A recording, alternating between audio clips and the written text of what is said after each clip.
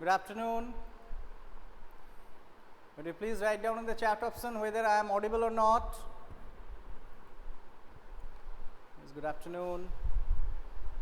Okay, thank you. So let us start today. We will start reading a Mother's Day. In our last class, I told the story of Mother's Day in a nutshell. So you know that which story we are going to read in Mother's Day. So today we will start reading between the lines. This is the one-act play. So just open at page number 32. I feel you are joining the class with your textbook with you.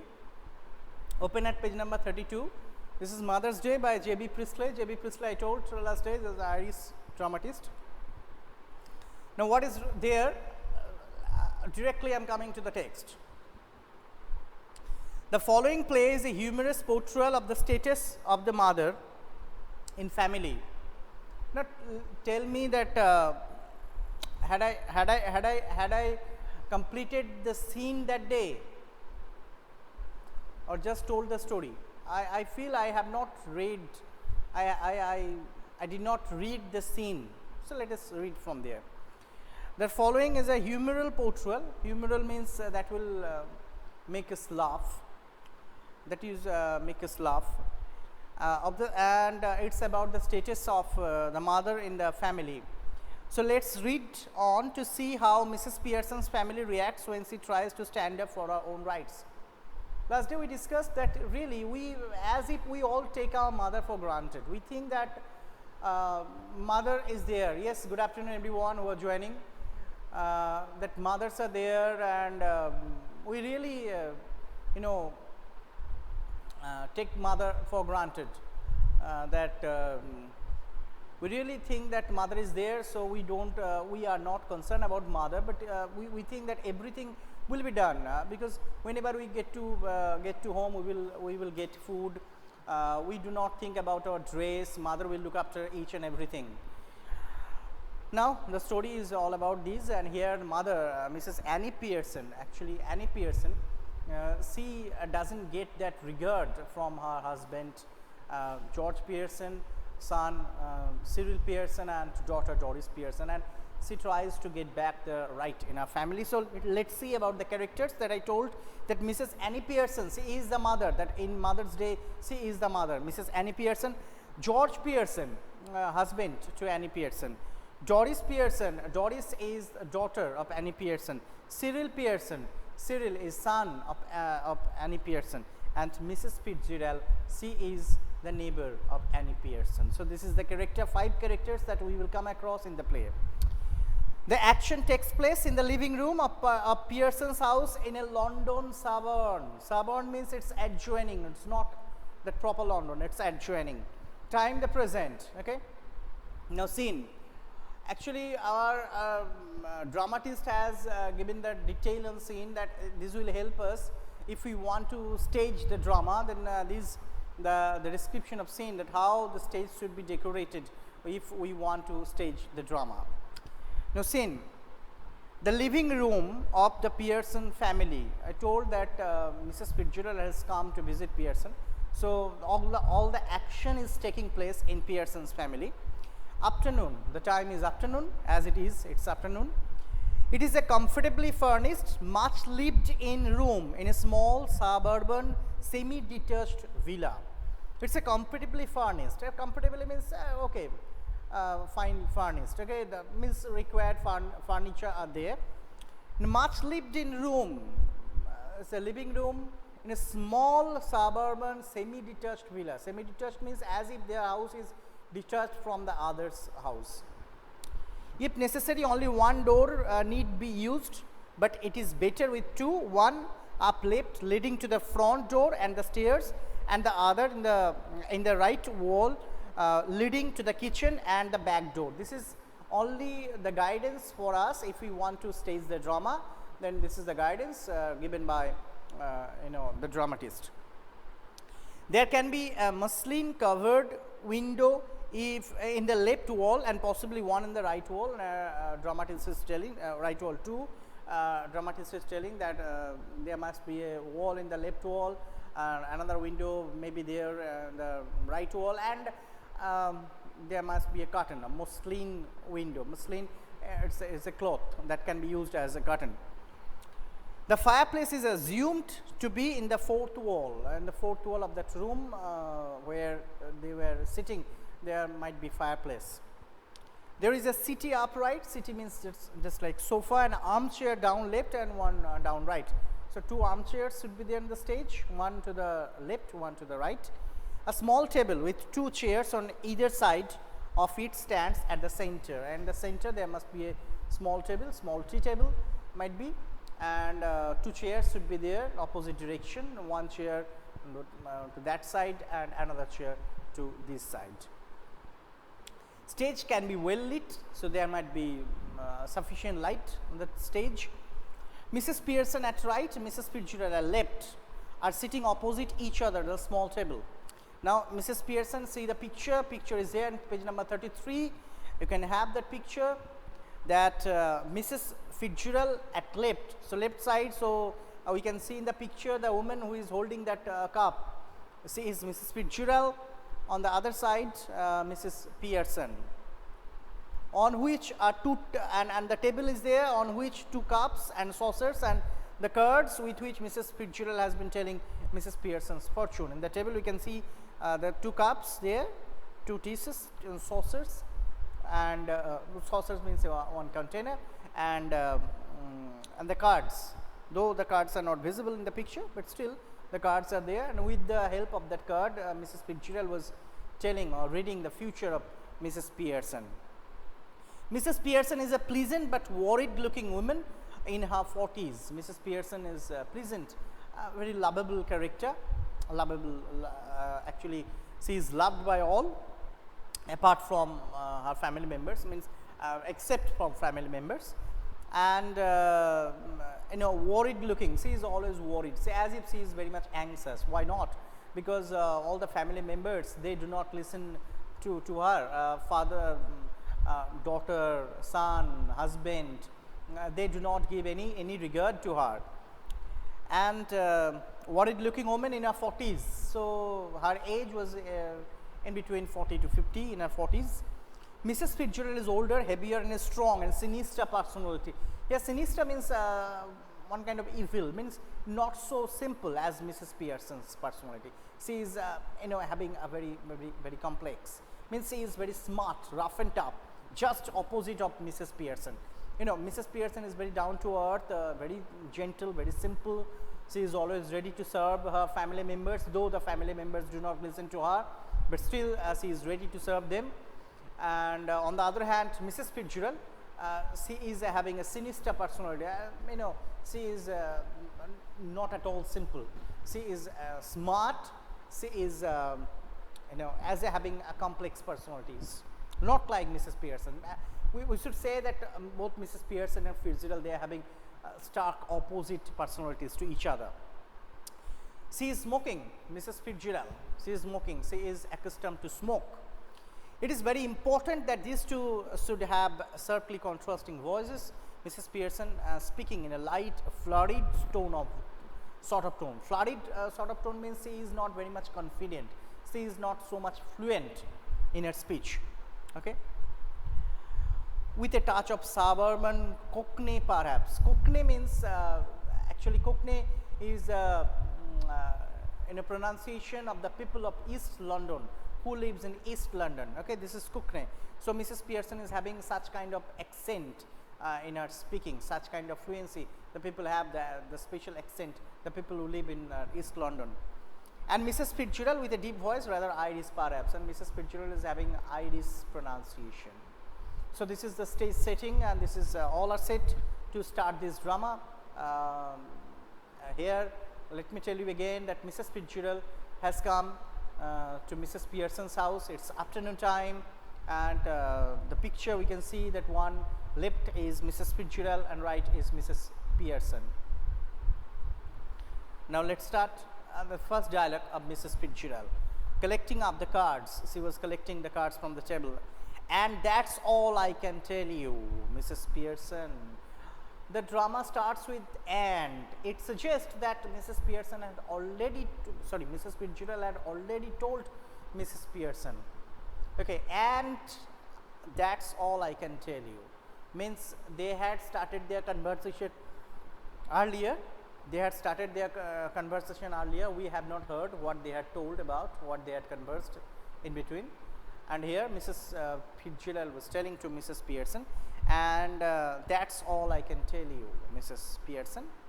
Could be a good fortune, because as she is a fortune teller, so she has already read her fortune, already read Pearson's fortune, and now she could realize that what is there in Pearson's fortune.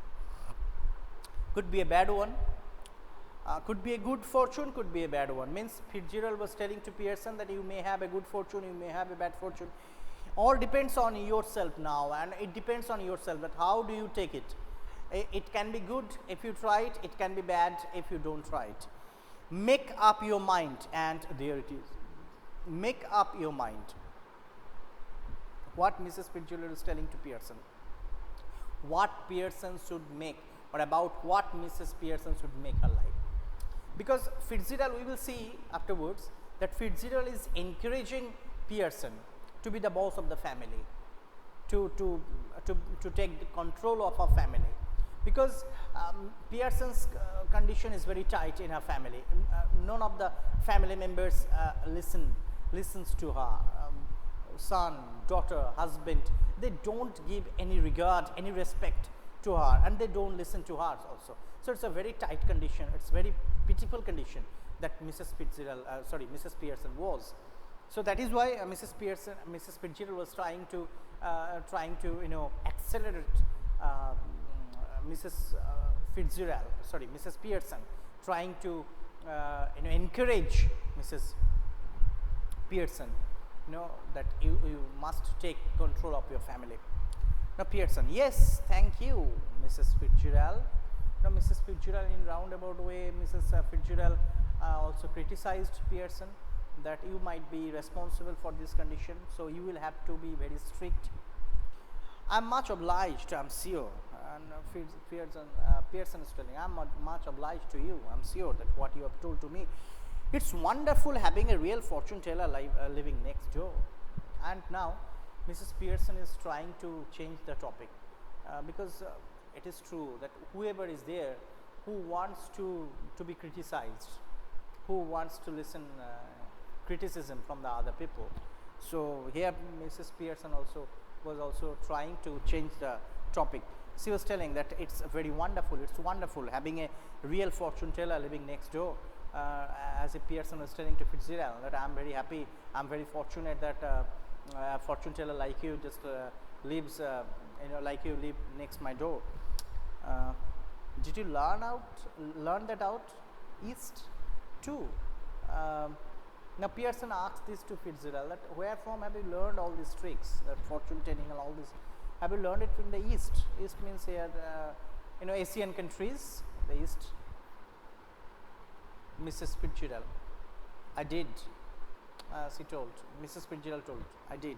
Means I learned this, 12 years I had of it. 12 years I had learned about all these tricks of all this fortune telling and all this. With my old man rising to be lieutenant quartermaster, with my old man means he is telling that her husband became lieutenant quartermaster, and he had been posted there. Mrs. Fitzgerald also had gone with him, and there she had learned.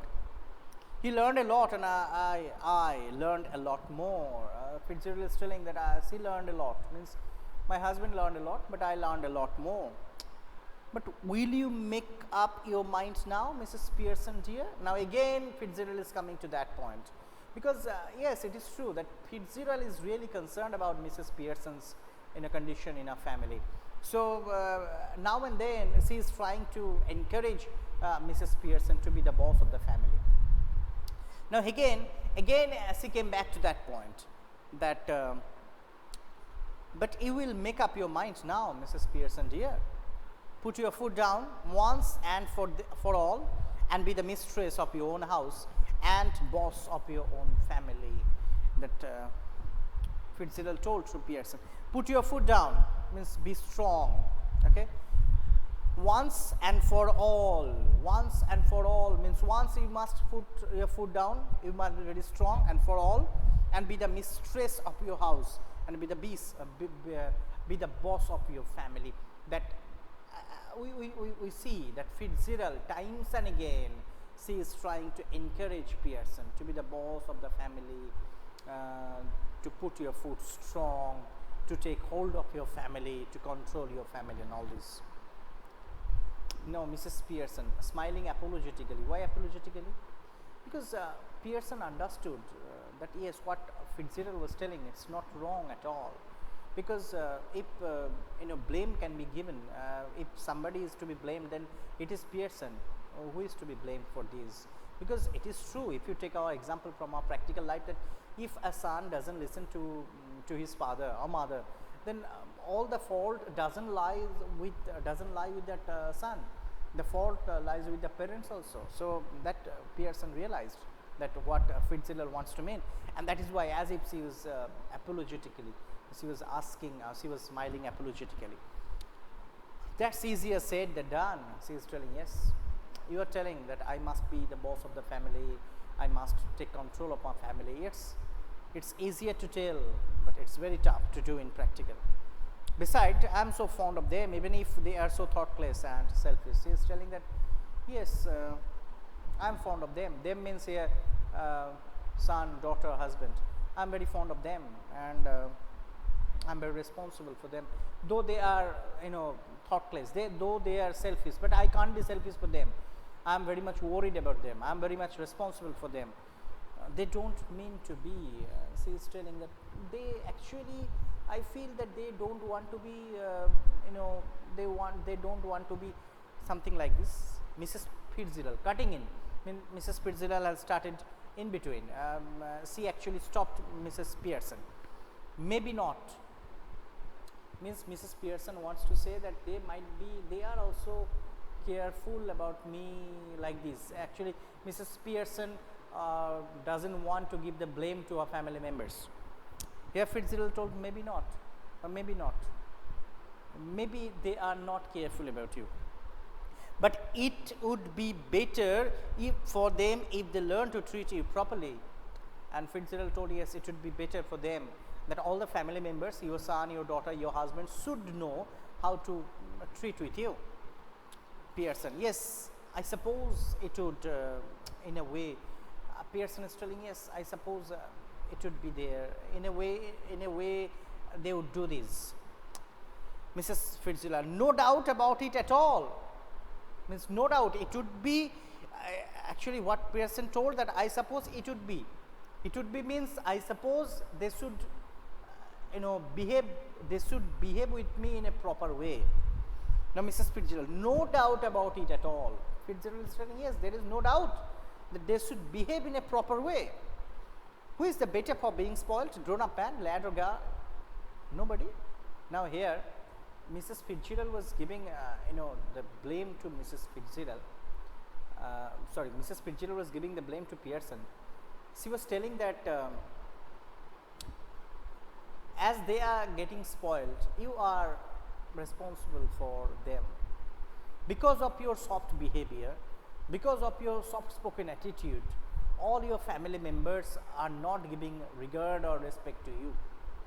So here, Fitzgerald is telling that who is better for being spoiled. So who do we want that he or she should be spoiled? Grown-up man means husband, lad means boy, a girl, daughter, nobody. You think it does them good when you run after them all the time, take their orders as if you were the servant in the house, stay at home even night while they go out enjoying themselves? Now Fitzgerald told Pearson, what do you think? That you are always ready to serve them. You are acting just like their servant.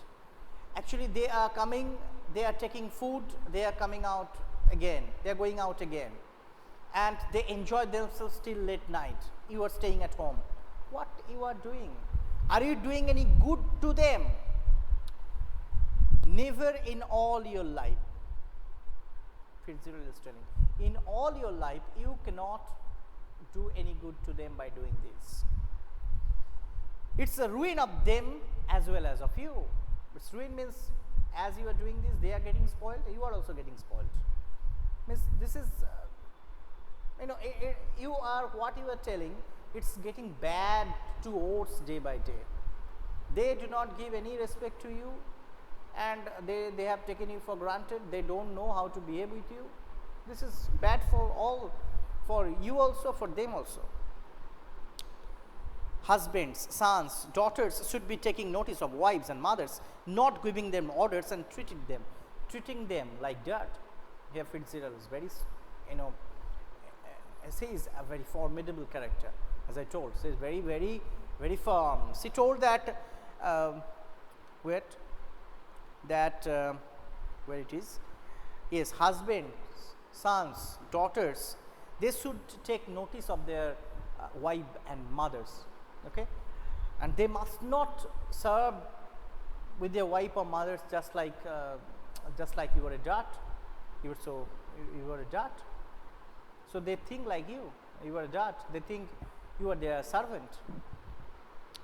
And don't tell me you don't know what I mean, for I know more than you have told me. And Fitzgerald told it to Pearson, don't try to pretend that you cannot understand what I am telling to you, because what you have told about your position, I have known lot more about it, because I have told your fortune, I have read your fortune.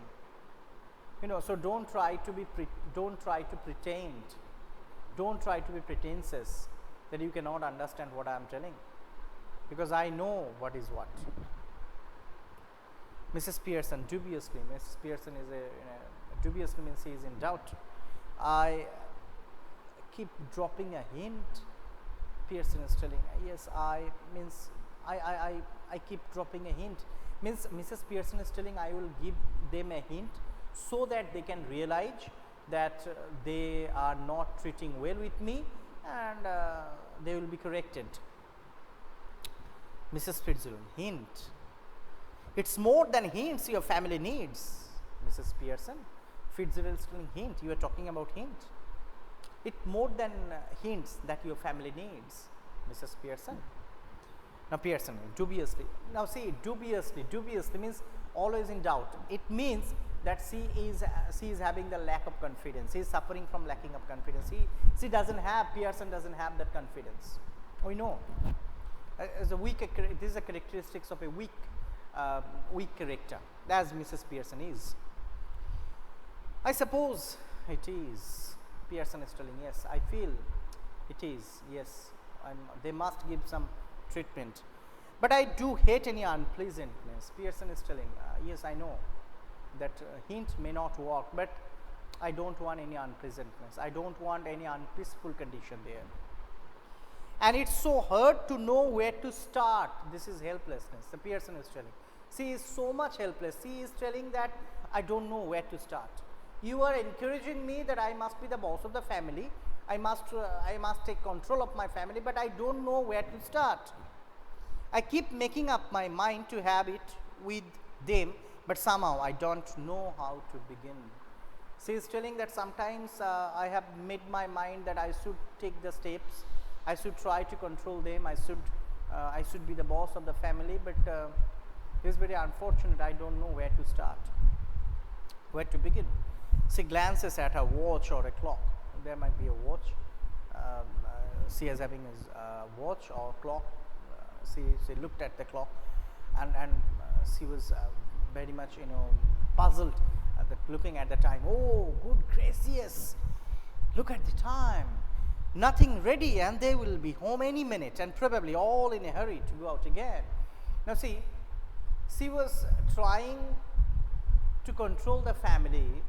She was trying means she had been encouraged to be the boss of the family, but at the same time she was so much worried that no food item has been made for my family members who do not give any regard to her. So she remained that same gentle, same down to earth character. Mrs. Fitzgerald was trying to boost her up, that you must take control of your family, but nothing is going to change. Looking at the time when Pearson found that it's getting late and no food item has been prepared for them, for my family members, because they would come and they would take their food again, they would go out.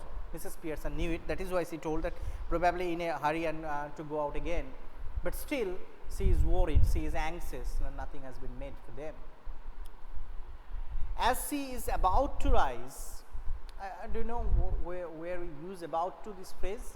About to means which is going to happen, which is going to happen but not happened yet, which is going to happen. So here she is about to rise, she is about to rise from the chair.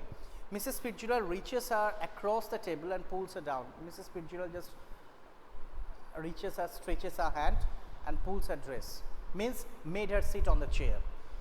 Mrs. Fitzgerald, let them wait or look after themselves for once. Mrs. Fitzgerald told, okay, why you are so much worried that no food has been made for them? Let them wait once, or they should look after them. They would make the food once. Why you are just so much agitated? Why you are so much anxious for them? This is where your food goes down. Now Fitzgerald again is telling to Pearson, this is where your food goes down. Here you must have a strong, very firm foot. You should step it firmly, and this is the point, that you can't grip it properly, that you are so much worried about them all the time, where they do not give you any regard. So here your foot goes down. Start now. Now Fitzgerald again was telling to Pearson, start now. Start now means start now bossing the family. She lights a cigarette from the one she has just finished. So Mrs. Fitzgerald is chain smoker.